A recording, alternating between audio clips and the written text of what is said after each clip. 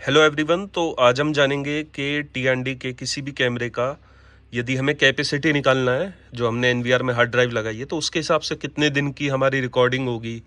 या मान लीजिए हमें एग्जाम्पल के तौर पे 30 दिन की रिकॉर्डिंग चाहिए, तो कितने टीबी के हार्ड डिस्क लगेगी। तो ये हम जान पाएंगे अपने टी के सर्च कॉन्फिग टूल से। उसको डाउनलोड करने के लिए सबसे पहले हमें टी की वेबसाइट पे जाना है। तो टी हम सीधे इतना लिख देंगे सिर्फ। फर्स्ट ऑप्शन हमारा खुल जाता है ये टी टेक्नोलॉजीज और डाउनलोड सेंटर। तो हम डाउनलोड सेंटर पे जाएंगे। यहाँ पे हमारा ऑप्शन आता है टूल्स एंड वीएमएस, इस पे हम क्लिक करेंगे। टूल्स वीएमएस में हमारा एक ये लिंक दे रखा है, इस पे हम क्लिक करेंगे।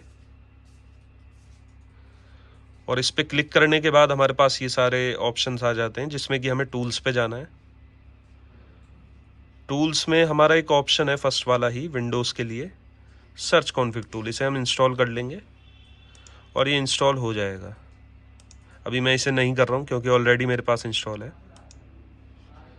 टूल इंस्टॉल करने के बाद जो हमारे पास इंटरफेस आएगा वो मैं आपको शो कर देता हूँ।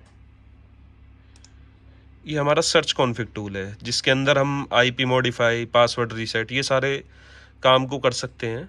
लेकिन जो आज हमारा बेसिक टॉपिक है वो है कि जी हमें स्टोरेज कैलकुलेट करनी है। तो ऊपर एक आप ऑप्शन देख रहे हैं, टूल का ऑप्शन है, और इसमें एक पहला ही ऑप्शन है स्टोरेज कैपेसिटी टूल। एक हमारा इंटरफेस इस टाइप से ओपन हो जाएगा। यहाँ पे एक ऑप्शन है ऐड चैनल। मान लीजिए कि हमारे एक साइड पे 14 कैमरेज लगे हुए हैं और जी वो 2 MP पे हैं। तो हमारा ये 2 MP 1080p हो गया। हमारा जो उनका कंप्रेशन है वो एग्जांपल के लिए S.265 है, तो वो हमने सेलेक्ट कर लिया। ये ऑटोमेटिक ही बिटरेट अपने आप सेलेक्ट कर लेगा जो भी चाहिए होंगी। फिर भी आपको मैनुअली यदि डालनी है बिटरेट, तो वो आप यहाँ पे डाल के चेक कर सकते हैं भाई कितने बिटरेट पे कितनी रिकॉर्डिंग आएगी। तो अभी हमने इसको ऐड कर देना है। ये हमारा साइड में आ गया भाई, 14 कैमरास का डेटा हमें निकालना है कितने दिन के लिए होगा। तो डिस्क काउंट है, जैसे कि अभी हमें यहाँ पे दिन निकालने हैं भाई। हमारे पास मान लीजिए एक हार्ड डिस्क है और वो 2 TB की हार्ड डिस्क है। तो अभी हमारा आप देख सकते हैं यहाँ पे निकल के आ गया कि 6 दिन का हमारे पास निकल करके आ जाएगा जो रिकॉर्डिंग है, और 1 सप्ताह से कुछ कम और मंथ में इसमें। तो ये हमारा हो गया कि भाई रिकॉर्डिंग टाइम कितना आ रहा है। अब हम डिस्क कैपेसिटी चेक करेंगे। तो डिस्क कैपेसिटी मतलब मान लो जी मुझे 3 महीने का डेटा चाहिए या 3 वीक का डेटा चाहिए मान लो।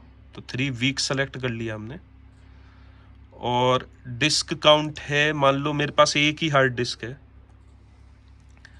तो इसने हमें दिखा दिया। हम यहाँ से ये भी चेक कर सकते हैं रिकॉर्डिंग कितने घंटे की हो रही है एक दिन में, उस हिसाब से ही कैलकुलेट कर देगा।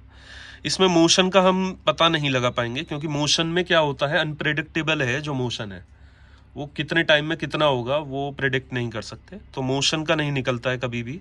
जो कैपेसिटी है वो हमेशा एक रेगुलर रिकॉर्डिंग का निकलता है। तो हमने अभी इसे 24 आवर सेलेक्ट कर रखा है।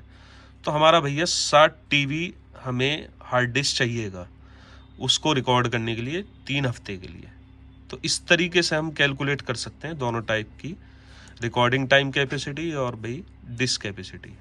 बैंडविड्थ भी है इसमें एक ऑप्शन, जिससे हमें पता चल जाता है कि भाई 14 चैनल हमारी कितनी बैंडविड्थ लेंगे एनवीआर के अंदर, तो वो यहाँ से हमें शो कर देगा। तो यही था इसका टूल का use. Okay, thank you, bye.